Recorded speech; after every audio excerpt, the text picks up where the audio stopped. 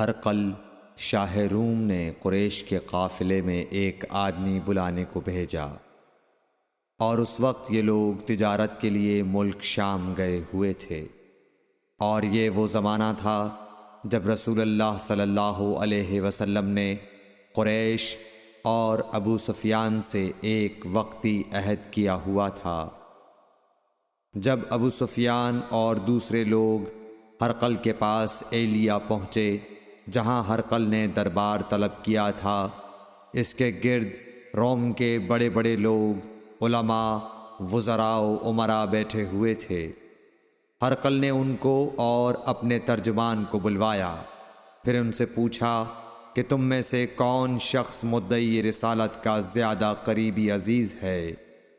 ابو سفیان کہتے ہیں کہ میں بول اٹھا کہ میں اس کا سب سے زیادہ قریبی رشتہ دار ہوں۔ یہ سن کر ہرقل نے حکم دیا کہ اس ابو سفیان کو میرے قریب لا کر بٹھاؤ اور اس کے ساتھیوں کو اس کی پیٹھ کے پیچھے بٹھا دو۔ پھر اپنے ترجمان سے کہا کہ ان لوگوں سے کہہ دو کہ میں ابو سفیان سے اس شخص یعنی محمد صلی اللہ علیہ وسلم کے حالات پوچھتا ہوں، اگر یہ مجھ سے کسی بات میں جھوٹ بول دے تو تم اس کا جھوٹ ظاہر کر دینا۔ ابو سفیان کا قول ہے کہ خدا کی قسم اگر مجھے یہ غیرت نہ آتی کہ یہ لوگ مجھ کو جھٹلائیں گے تو میں آپ صلی اللہ علیہ وسلم کی نسبت ضرور غلط گوئی سے کام لیتا۔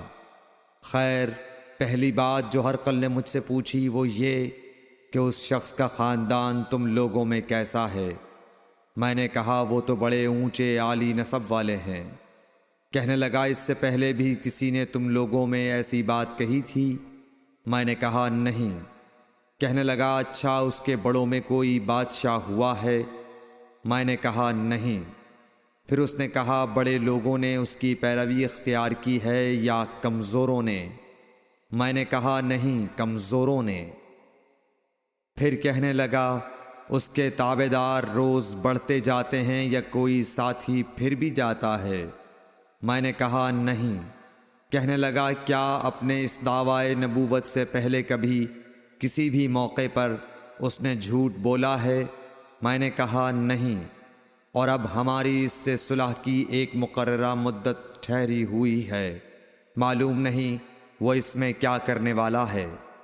ابو سفیان کہتے ہیں میں اس بات کے سوا اور کوئی جھوٹ اس گفتگو میں شامل نہ کر سکا۔ ہرقل نے کہا کیا تمہاری اس سے کبھی لڑائی بھی ہوئی ہے؟ ہم نے کہا کہ ہاں۔ بولا پھر تمہاری اور اس کی جنگ کا کیا حال ہوتا ہے؟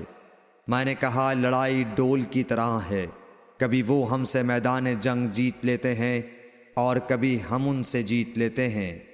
ہرقل نے پوچھا وہ تمہیں کس بات کا حکم دیتا ہے؟ میں نے کہا وہ کہتا ہے کہ صرف ایک اللہ ہی کی عبادت کرو، اس کا کسی کو شریک نہ بناؤ، اور اپنے باپ دادا کی شرک کی باتیں چھوڑ دو، اور ہمیں نماز پڑھنے، سچ بولنے، پرہیزگاری اور صلہ رحمی کا حکم دیتا ہے۔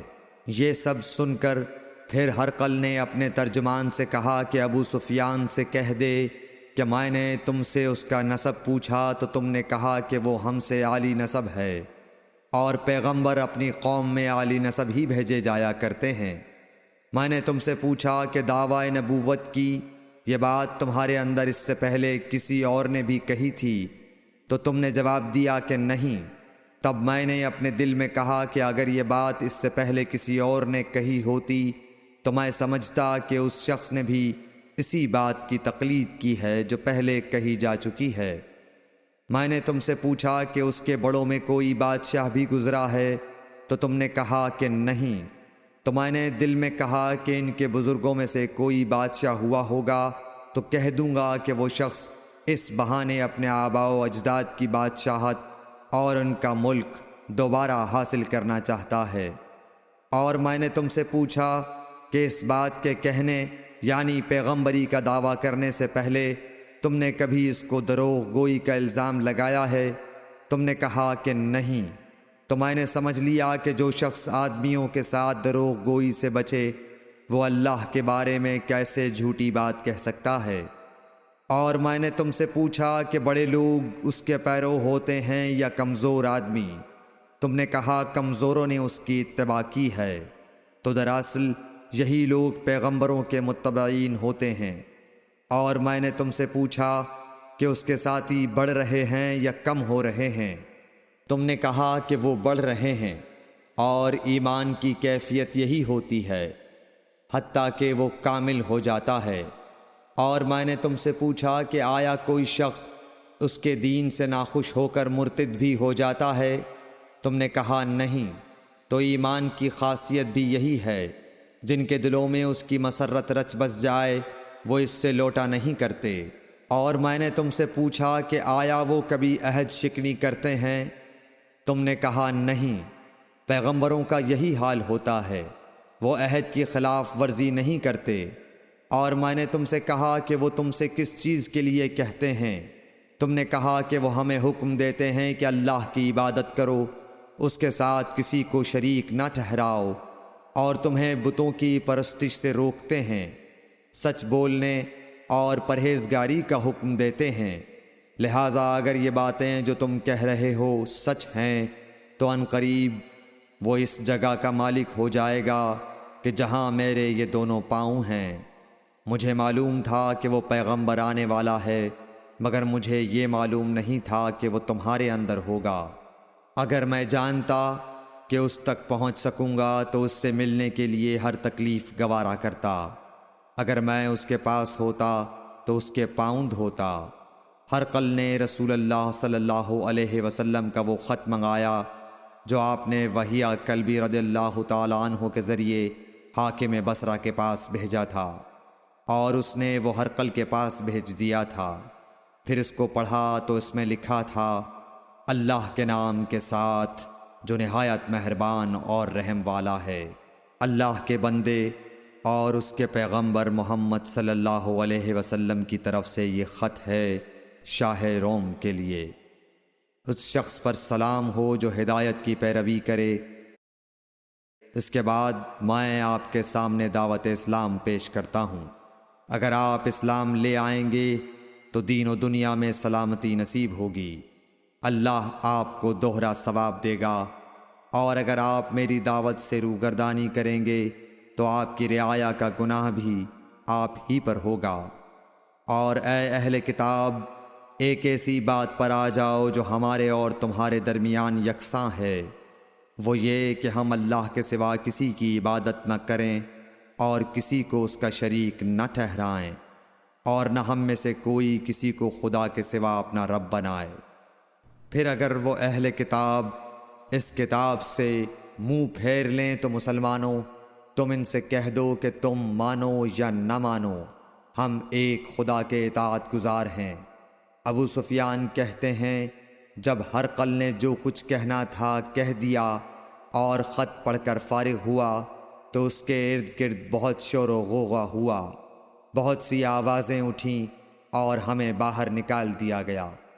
تب میں نے اپنے ساتھیوں سے کہا کہ ابو کبشہ کے بیٹے حضرت صلی اللہ علیہ وسلم کا معاملہ تو بہت بڑھ گیا۔ دیکھو تو اس سے بنی اصفر روم کا بادشاہ بھی ڈرتا ہے۔